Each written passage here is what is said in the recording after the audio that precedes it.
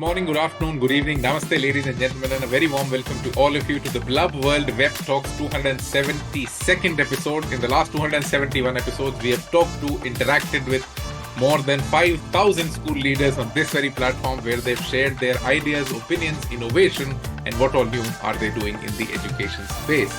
The Blub World Web Talks currently is the world's longest running series of roundtables where we discuss education, innovation. So a very warm welcome to all of you to this platform. In the next 60 minutes, we are going to do something superbly interesting. We'll be talking to school leaders, teenagers, and be talking about how will jobs look like in 2035. And are schools really preparing students for those jobs? But before I get into the topic and before we start the conversation, just some ground rules for everyone. Think of the Blub World Web Talks like a speaking sprint. So the speaking time is limited. It's not a speaking marathon. So once your speaking time is over, you might get muted. If you get muted, please don't get offended. It's just to keep the activity crisp and entertaining for everyone. Now, whenever you see my hand up in the air or you see Blubber's hand up in the air, that simply means we are prompting you to conclude in the next 30 seconds. Please take care of that so that the session is more entertaining. If you miss out onto anything, don't worry. There will be an open floor at the end where you can again add your comments to today's conversation. So let's start talking about how would the future look like, and specifically how would jobs look like in 2035. And the reason why schools have to prepare children rather than universities for those is because degrees are now getting replaced by skill-based hiring. Deloitte says that 90% of recruiters now don't look at degrees when they hire someone. They look at skills. So are we really preparing the future generation to be ready with that? To give you a little more context to the conversation, just I think yesterday, Elon Musk made a statement that in the next 5 to 10 years, working or typically doing something to make money would be optional because there might be a universal basic income. And most importantly, in the very near future, money might become irrelevant. Now, when the dynamics are changing at such a pace, people are now science fiction looks like reality. How would we really deal with a future like this? What is it that we are doing to prepare students? And what we now know is the most sought after skills that all these recruiters want in the world are unteachable. These are skills that have to transcend. It's like wisdom, which is somewhere undefined but has to be taught, and there is no way to teach it. So, how do the school leaders think that what's the solution that they have to this challenge? Is it really a challenge, or should we just sit back, relax, and forget and see how the world goes? What's their thought? We'll try to know in the next 30 to 60 minutes that they're here with us. Once again, a very warm welcome to the Blub World Web Talks 272nd episode. Let's listen to a lot of future telling that how will jobs look like in 2035. Let me invite the first speaker for today to start this session. A very warm welcome to Mr. Gareth Manning, the co-principal and lead designer for Real School from Budapest, Hungary. Mr. Gareth, over to you for the next 3 minutes. Please unmute yourself and a very warm Thank welcome. you so much for having me. That was a great intro. We have no idea what jobs will look like in 2035. And I think that that's important. I think there are some things that we can anticipate. I think we're entering a very significant period of transformative disruptive change led by artificial intelligence. We're also arguably in a polycrisis that is leading to a very serious ecological crisis. In that context, we've designed a school around regenerative entrepreneurship and well-being, trying to reimagine what school should look like. So we have a whole school competency-based curriculum and assessment system that is structured around our driving question of the school, which is how can we raise a generation to dream and build a beautiful world? Our answer to that is actually embedded into our program structure, which uses the acronym ANSWER to frame our learning platform. So we have academics, nature-based learning, smart technology, well-being, entrepreneurship, and regeneration. We break these down into competencies and learning targets, and we design project-based learning experiences around these. So as you said, some of these things are not necessarily teachable, but we believe that through project-based learning, we can expose kids to the kinds of experiences that are highly challenging through which they will build skills that aren't teachable, like resilience, but can be learned nonetheless. So as an example, we have in our grade 8 year, our kids will be designing a regenerative action project where they actually learn about systems thinking, they learn about regeneration, they learn what's different between that and restoration or sustainability or just doing the conventional thing, which is arguably degenerative.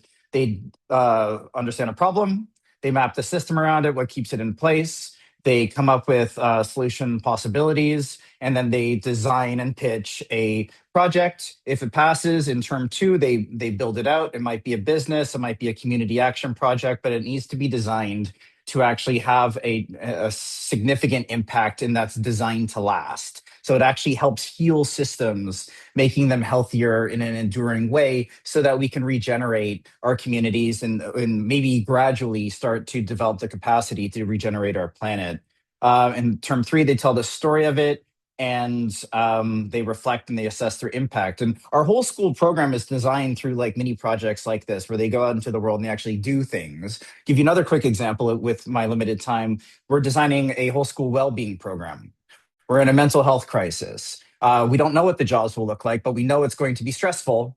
And we know that kids are already struggling with anxiety and depression and all sorts of mental health disorders. And so we are taking this very seriously and thinking about how can we design from kindergarten to grade 8 programs that will help kids take charge of their own mental health. And as an example, last year I had kids learn about addiction and the way that dopamine works. They learned about neuroplasticity and the basics of neuroscience to understand like the patterns and sort of the things around us that give rise to addiction, especially on screens. And then they learned how habits work, how we can take advantage of this and design based on our own neurology in our own interest. They set habit goals.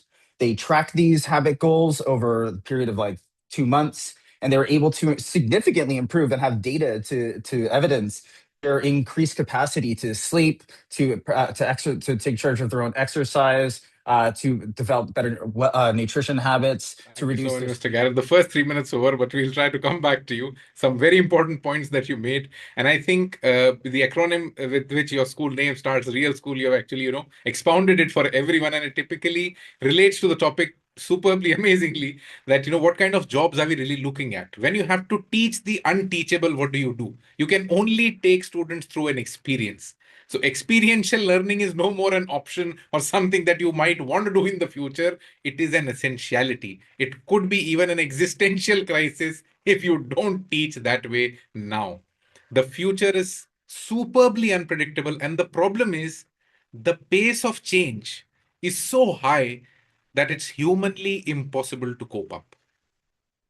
And that's the problem that we might face by 2030 itself when we have AGI. When artificial general intelligence comes in, what will we be doing? Why would we need humans? That's a question that needs to be answered. With artificial intelligence, jobs are being replaced. But with AGI, the relevance of a human being has to be redefined. What have we really created with it is something to be questioned. A quick experiment that Finland did with their curriculum was that they stopped teaching subjects. They now teach themes. They talk about projects. It's not anymore about what to memorize and what to learn. It's simply learning the art of learning. Because one career, one life doesn't exist anymore. World Economic Forum says that on an average, a a future citizen would have to relearn and reskill themselves at least 4 to 7 times in their lifetime. So how would employability look like? How would education look like? This is something that we are trying to imagine today. Thank you so much, Mr. Gareth, for this amazing start to the conversation. Let me invite the next speaker for today. A very warm welcome to Dr. Madhavi as the principal of Purna Vikas Vidyalaya from Bangalore, Karnataka, India. Dr. Madhavi, over to you for the next 3 minutes. Please unmute yourself and a very warm welcome to all of you. I'm Dr. Madhavi from Bangalore, India, and it is a wonderful platform that I've been today asked to give my idea or interest into this particular topic, and I thank Blub World for that. I really share the platform with a lot of elite people around and who have been doing and making things work for their community. And here in our school, my school is named Purna Vikasa Vidyalaya, which means Purna is complete, that is overall. Vikasa is development, and Vidyalaya, of course, is school. So we are aiming at building the school in such a way that every child who comes to our school will have to be equipped with the necessary skills that will definitely be fulfilling with the Central Board of Education, NEP, that is the National Education Policy, which actually is stressing upon competency-based education. And here in our school, we actually are giving children as much we can the experiential learning, which actually helps them to do more of hands-on, more of do things which they want to do, independent working, where we are trying to give simulations of the work field.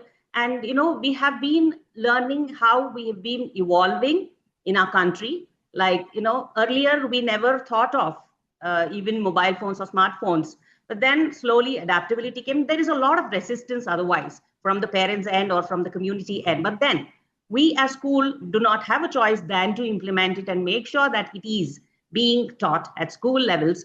And now we are in the world of 21st century skills, that we will have to equip children with, especially when we are talking about AI taking over a lot of things so fast.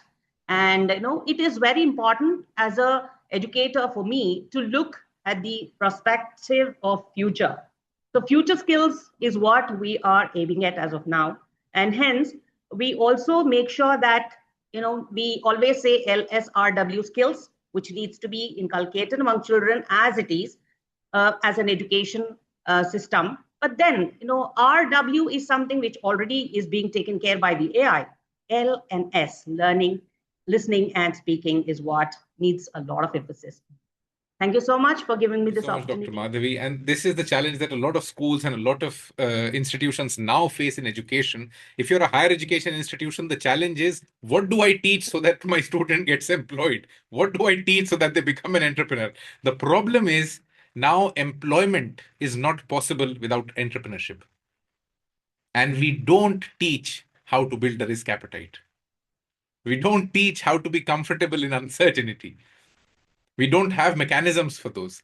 A small little data metric that the world will be facing a shortage of more than 85 million skilled workers by 2030. That's more than the population of Germany. But the challenge is, it'll create nearly 170 million new jobs, but no one's teaching for those, because those 170 million that we expect to be created are not defined yet. They are in the process of being defined. The challenge is not that we might not be able to fulfill the need. The challenge is, do we have an ecosystem that's ready to be even ready to deliver those? The challenge is our readiness. So let's now know from the next school leader, what do they think about it? A very warm welcome to Mr. Mifta Churoman, who's a high school national principal from Semarang Multinational School from Central Java, Indonesia. Mr. Mifta, over to you for the next 3 minutes. Please unmute yourself and a very warm welcome. Okay, thank you. Okay, I want to talk about the Indonesian education system. We have the dynamics ecosystem in right now. That's in this year, maybe it's 3 years ago. That's Indonesia focused on the process, not only for the result.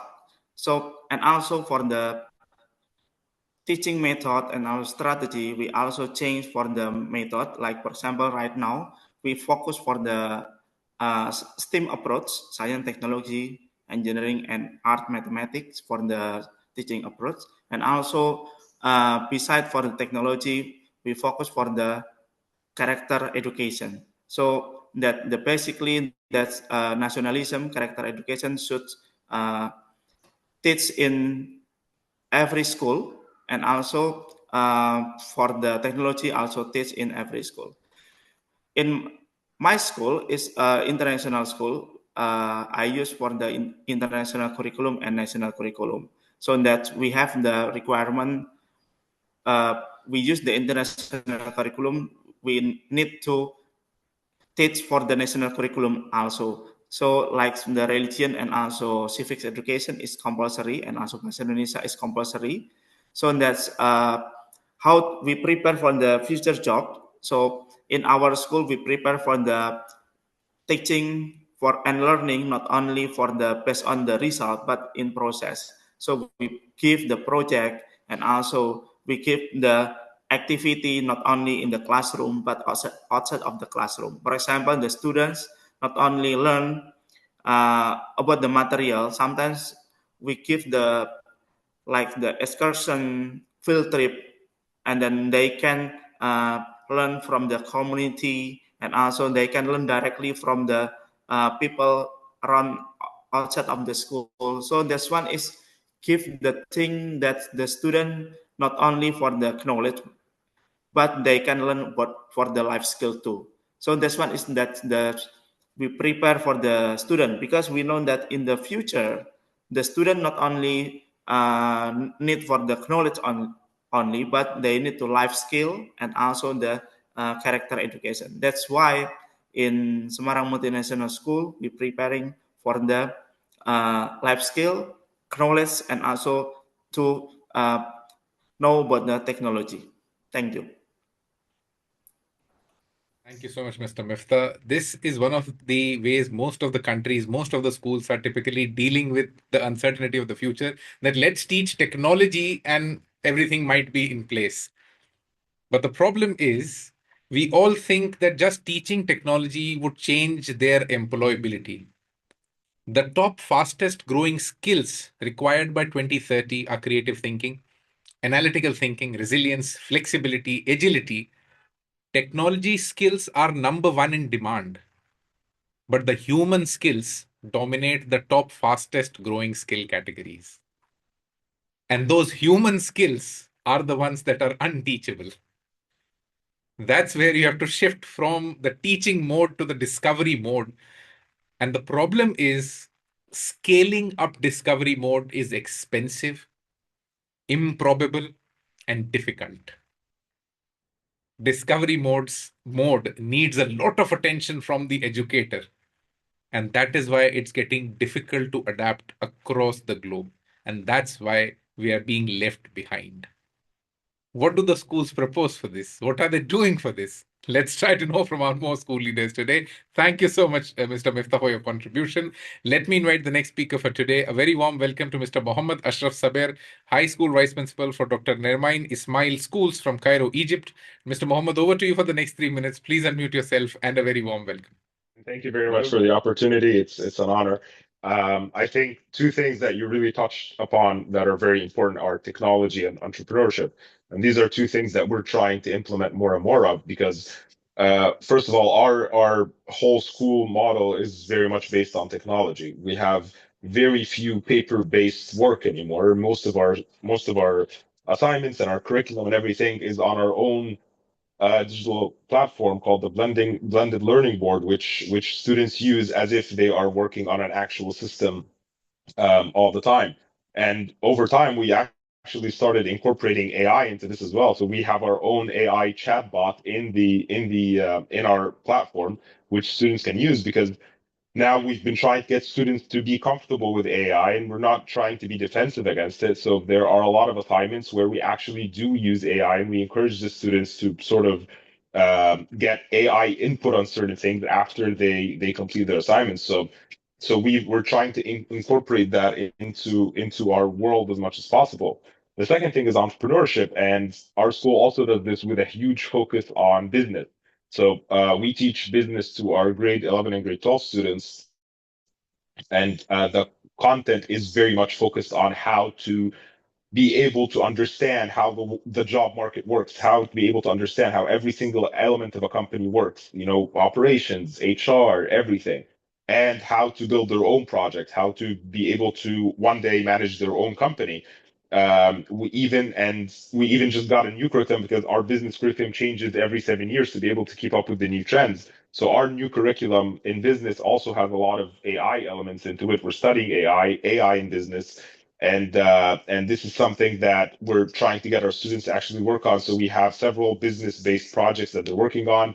They do a lot of analysis for companies and projects and how they think that they're successful, how they can improve, what issues do they have. And through that, they also do learn that human element of presentation, problem solving, analytical skills, everything related to business. Because at the end of the day, I think most students around the world are very much tired of like the idea of a traditional job, right? They want to build their own business, they want to do their own thing, they want to be a CEO, they want to be whatever. And for the longest time, schools weren't really giving them that opportunity because we've just been teaching them, learn math, learn science, this is how you're going to succeed. So yeah, keeping up with the new trends is how we're trying to do things. So thank you guys so much. Thank you so much, Mr. Mohammed. Yes, integrating AI, teaching them business, and making them understand how companies really operate, how different departments function, would add a lot of value in their understanding of the world. What we really have to teach, I think this is going somewhere in the direction where you will be able to give them a lot of real world exposure and why their learning would get implemented in the real world. Just to add some more context to it, Japan just did an experiment which they now have mandated typically, is that every school has to now mandatorily teach a course that is named How to Live Life. They're teaching this course mandatorily in all schools of Japan. Now, this course typically covers mental health, financial planning, communication, and emotional intelligence. We have to now understand those human skills that made us evolve from Homo sapiens to, we are still Homo sapiens, but from that stage to this stage, our curiosity drove us. And through a structured format, since we wanted teams of people doing labor for us during industrialization, we tried to kill that curiosity. And now we are in a dearth of curiosity, which we want again, because now it's an existential problem. Let's see what the other school leaders have to add to this conversation. Thank you so much, Mr. Mohammed. Let me invite the next speaker for today. A very warm welcome to Mr. Mustafa Atas, the Vice Principal for Harmony Edu Egypt Salahdin International School from Cairo, Egypt. Mr. Mustafa, over to you for the next 3 minutes. Please unmute yourself and a very warm welcome. Hello, everyone from Egypt. Our school is IB and American curriculum. Before looking to the future, I would like to go back to the past. Like, our generation, we compare the past and the future. And people like me over 40s, they always, talk about the past. We used to have this and we used to do this in the classroom. And as teachers, we try to ask the students to compare. Like, we didn't have this, you have this. Why you are not grateful for the opportunities you have? So starting from the past, I would like to go back to the classrooms, not to the jobs. Then I will try to link the classrooms to the jobs. Some of as teachers, I'm an English teacher, so most of the words that I used, let's say 10 years ago, was memorize, listen, write, copy, repeat, obey, and follow me, repeat after me, memorize, and come tomorrow. These were the most common words that we used inside the classrooms because the environment and the facilities were forcing us to do this. And the jobs in the market, they required these skills. The students who usually memorized well, copied well, repeated well, they were also were admitted to the colleges at the highest rates. However, when we look at the picture, actually I had some pictures, but I'm not able to share the screen from our time and from our generation. Now coming back to the time being, most of the words that I am using or my colleagues are using are create, research, analyze, present, work together, collaborate, innovate, sustain, reuse, recycle. So even the comparison of the classroom environment gives us very clear hints like how jobs will look like in 2035. As educators and schools, of course, we are trying to change not only the school facilities and the environments, also the mindset. When you change the environment but do not change the mindset of the teachers and the students, again, the facilities will fail, such as AI. If you do not, change the mindset of how to respectfully and, responsibly use AI, then you will fail. Two things I would like to highlight. Yes, technology will always be there. We don't. we cannot, let's say, underestimate or ignore the importance of technology. AI will be there, technology will be there. But one thing I want to highlight, like when we think about the jobs in the future, human skills. We should not let's say underestimate the importance of human skills such as social emotional learning, confidence, presentation skills, the fear of innovating something. So they will always be there. So when we think about the jobs in 2035, so let's focus on human skills beside the technology and integration of technology.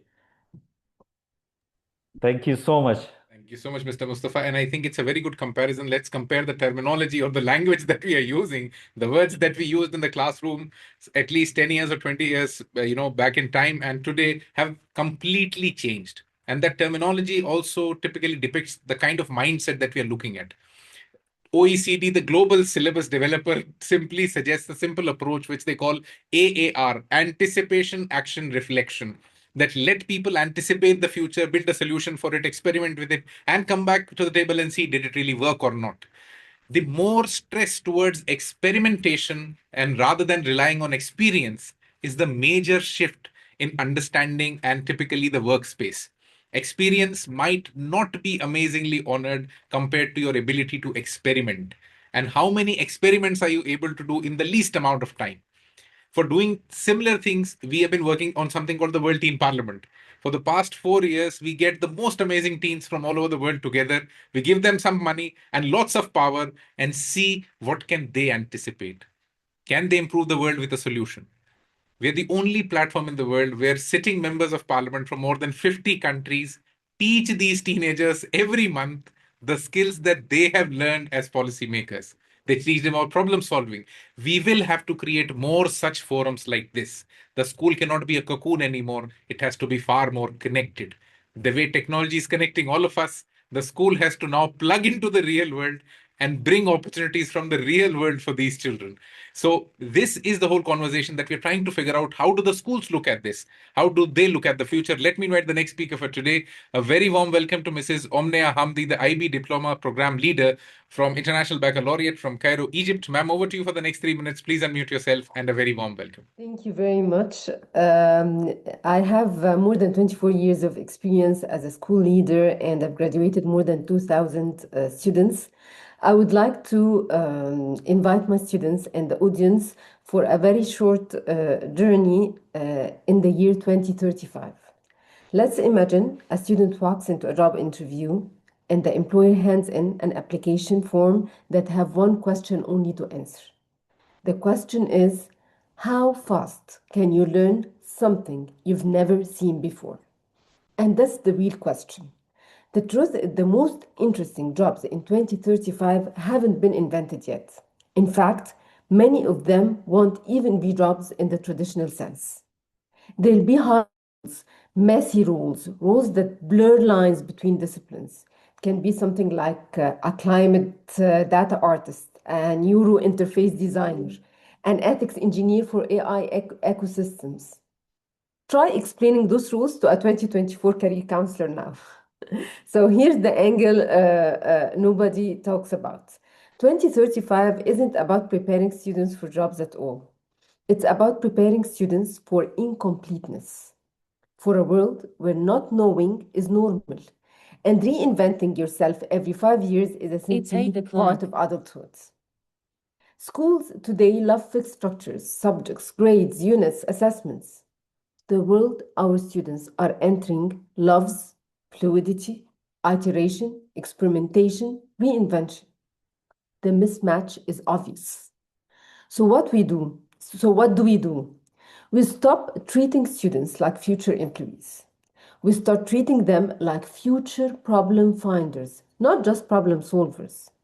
By 2035, the rarest currency won't be knowledge. No, it will be judgment, the ability to ask, is this the right thing to build? Should we build it at all? AI can write essays, code apps, even diagnose illness, but it can't replace the human capacity to care, to imagine, to question, to build meaning. Those are the muscles schools must train, muscles we often ignore because they don't fit neatly in a textbook or a rubric. Preparation for 2035 means giving students the confidence to try things before they feel ready, the ethical compass to navigate technology is more powerful than anything we knew, the resilience to fail publicly and recover quickly, the imagination to see opportunity where others see ambiguity. If you can do that, our students won't just adapt to 2035, they'll shape it. So the real question is not what will jobs look like? It's will our students walk into 2035 believing they are allowed to become something that doesn't exist yet? If we can help them believe that, then yes, schools are preparing them. And if we can't, then no prediction about future jobs will save us. Thank you so much, Ms. Omnea. You're very right. I think that's an amazing question, and which people should really prepare their students for. How fast can you learn something that you have not ever heard about, talked about, or know anything about? Because that's the real capability that we have to build in them. The preparation to accept the incomplete, the preparation to accept the uncertain. This is something that really encapsulates the topic and puts it all together and makes more sense to it. That how do you prepare them that let whatever happen, your capability to learn trumps everything else. The capability that, yes, whatever you give me, whatever challenge you give me, I'll figure out a way, I'll give it a solution. That's what matters the most. Thank you so much, Mrs. Omnea. Let me invite the next speaker for today. A very warm welcome to Mr. Raj Thausan, the principal of Midland Senior School from Beacon Academy, Jakarta, Indonesia. Mr. Raj, over to you for the next 3 minutes. Please unmute yourself and a very warm welcome. So much, Daksh. Thank you. I appreciate the introduction and warm welcome and good afternoon to everybody out there. It's an afternoon here in Jakarta, and I know it might be some other time in some other parts of the world, but hello to everybody. When I was first told to talk about this topic about what will jobs looks like in 2035, it actually boiled down to my own family. My daughter is in year 12 now, and she's going to go into university, and soon there's going to be jobs that she'll have to look after.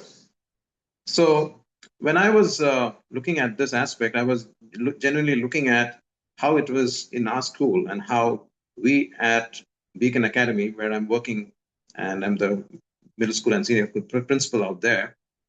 What we've seen here is that we need to arm our students with the power to ask great questions. And what we know for sure is in 2035, for example, what we're talking about, that's a time wherein we do not know what kind of jobs there will be. AI is moving at such a fast rate now that we are not absolutely certain that job X will be there or job Y will be there.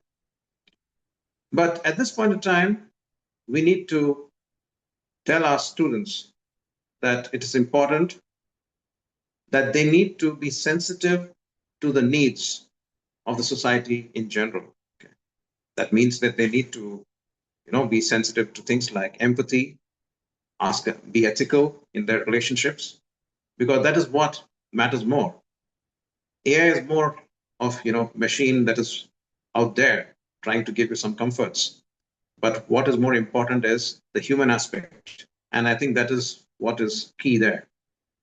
Secondly, I think we need to, apart from the human aspect, we need to teach our students or inculcate in them the ability to be adaptable. So when we say adaptable, how we do it in Beacon is we try to make students respect other subjects. So when they're going out and when they're doing projects, they learn to do it in a way in which they interact with the other groups, okay, respect the other groups, learn to, associate what is being asked, what is being, told to them, and how to go about doing effective teamwork and collaboration.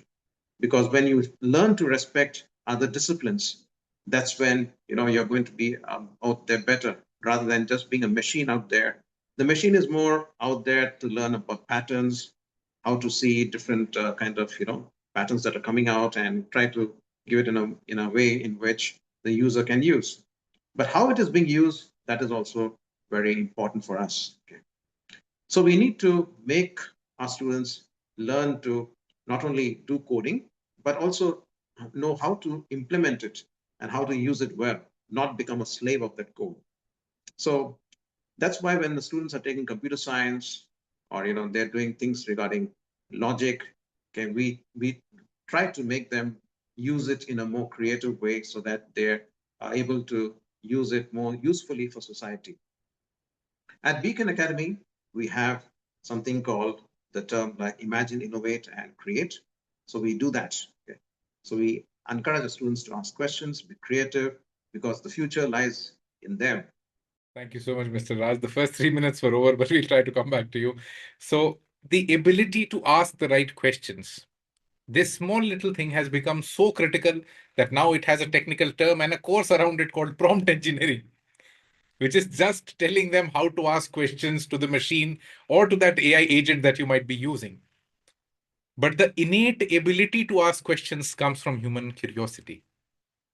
Are we able to keep it alive? That's the real question. Are we able to make the future generation understand that this small little thing that you think might give you employability is the most critical skill that you'll need 10 years or 15 years down the line? Don't let it die out. New Zealand did a small little experiment. They said, we'll not have in classrooms anymore. We'll have learning villages. The concept is simple. Multiple students, multiple teacher discussing about multiple real life issues in a single space, giving them an understanding how the real world is chaotic, how there are multiple problems, multiple stakeholders, multiple people who see the same problem from different perspectives. The connection that technology gives all of us has now to be extensively used and be connected to each other so that learning could be facilitated. Thank you so much, Mr. Raj. Let me invite the next speaker for today. Now it's time to listen to the teenagers on what do they think the future jobs will look like. Where does their imagination take them? The statement that I mentioned in the beginning that Elon Musk had said, he quoted some science fiction books, which is typically a series called Culture by a writer called Ian. And when you go to that series and really, try to go delve deeper into it, it's an imagination of how the culture would look like in the future. What will be our needs? How will we eat? What will we eat? What will we be doing? Let's see what the future generation has for us. Whatever they say in the next 2 to 3 minutes could be something like science fiction, could be something like reality. Let's see what's the point that they have to put in. A very warm welcome to Miss Afia Nawaz Mihi, who's a grade 8 student from Benchmark International School, Ghazipur, Bangladesh. Afia, over to you for the next 3 minutes. Please unmute yourself and a very warm welcome. Thank you, Honorable Moderator, for giving me a chance to speak. So, actually, it's my first time to speak in front of foreigners like you because I have never spoken in front of our foreigners. So, I'm kind of nervous and also excited too to represent myself. So, hello everyone. Assalamu alaikum. I'm Afina Mihi from Benchmark International School in Bangladesh. So, today I'm going to talk about on a topic which is what will jobs look like by 2035 and are schools preparing students like us for this. So by 2035, experts predict that the job market will change more than it has in last 50 years. Now, artificial intelligence, then biotechnology, robotics will be seen in almost every career. Many routine tasks in jobs, factories, then banks will be done by the machine. However, that doesn't mean jobs will be there. Instead, new jobs will rise like AI trainers, then virtual doctors, then digital ethics managers, etc. Skills that cannot be replaced by the machines will become the most valuable asset. This includes critical thinking, collaboration, then problem solving, etc. In short, future will belong to those who can think, adapt, and innovate. Now, the most important question that rises to our mind that are schools preparing students like us for this? In many cases, not fully. Schools are still focusing on memorizing answers instead of teaching them real life challenges. Technology is growing fast, yet many students rarely get hands-on movement like with coding, then digital technologies, etc. But change is possible if schools focus on creativity, teamwork, then real-life challenges. Then the change will be possible. We need tech and life skills because by 2035 we will need to often need to update our skills. So in conclusion, the jobs of 2035 will be tech-based and full of opportunities. If schools build skills, then creativity for the students, students will be able to achieve their success in the future. So yeah, that's all for the time being. Thank you so much. Thank you so much, Afia. And I think you're the first one who brought a little hope to the conversation. We brought a lot of despair to it. But yes, that's the spirit that has to be there to handle the future. Thank you so much. Let me invite the next speaker for today. A very warm welcome to Miss Vasudha Syal, a grade 11 student from Rainbow World School, Palampur, Himachal Pradesh, India. Miss Vasudha, over to you for the next 3 minutes. Please unmute yourself and a very warm welcome. Hello, everyone. Warm welcome to everyone. I'm Vasudha Syal, and I'm very grateful to be in this room of amazing and so much intuitive people. Now, now moving on to the main topic. Now, one of the biggest changes shaping the future of work, in my opinion, will be AI and automation. As we have seen in the previous 5 years, AI has gone from writing essays, such as simple tasks, which is a simple task, to assisting medical diagnosis, which is a big thing. And it is crazy that AI can do so much things in just 5 years, and with no doubt, in the next 10 years, AI will have made significant advances in all the medical fields.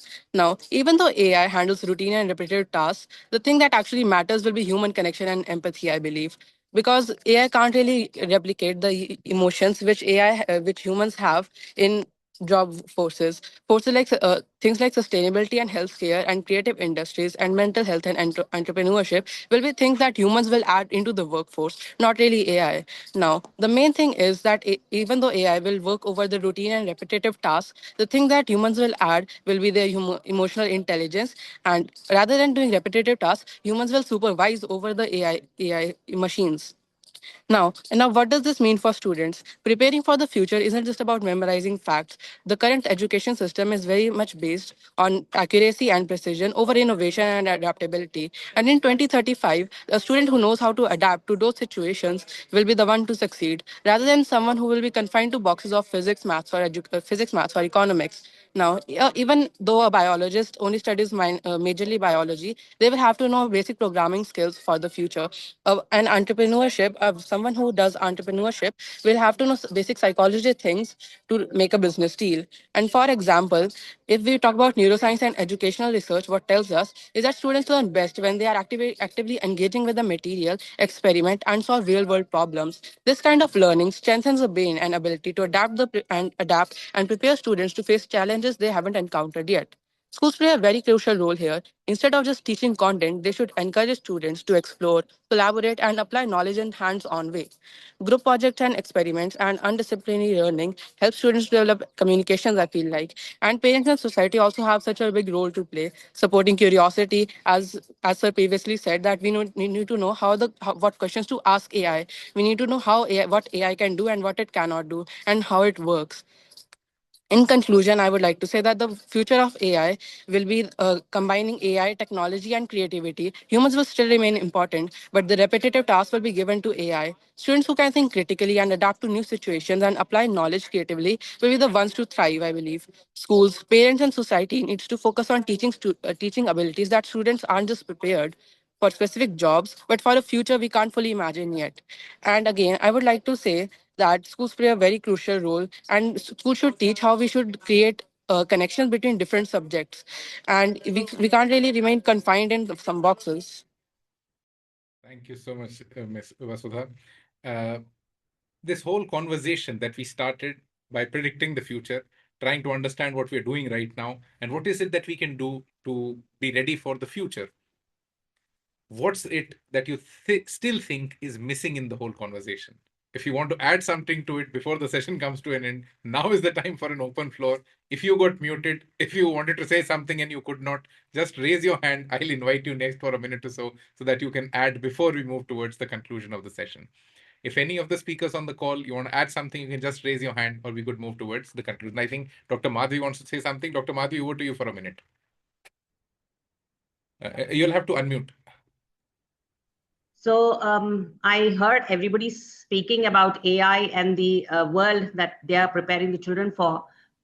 At my understanding of how the country is and how we are training children, I feel the quintessential will be like, mutual well-being and mental well-being, and the family therapies, or you say the therapists, and we need a lot of I mean, automation and AI is going to take care of the work that we had been doing all the while. while now we need to sit back and think about focusing on our lives, make it more, experiential, make it more purposeful, and value based, and the very purpose of our existence. Teach children as to enjoy and live in the moment, than preparing them and putting them into too many things and giving them too much of stress. And they need to calm down. They need to like doing things.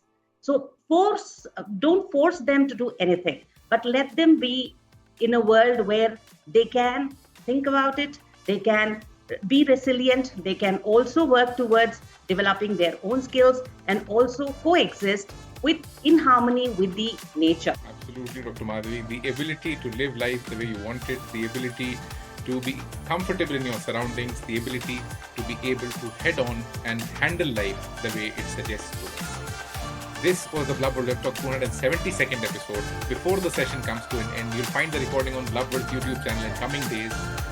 Just understand it from an institutional perspective. Education was standardized so that it could be scaled. It could be given to the masses. That's why we had standardized tests, we had standardized subjects, we had standardized ways of teaching.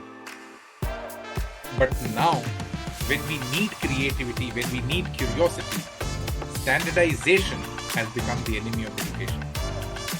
So you have to figure out what kind of a plug-and-play situation do you bring to your school so that students learn real-life skills without you teaching them.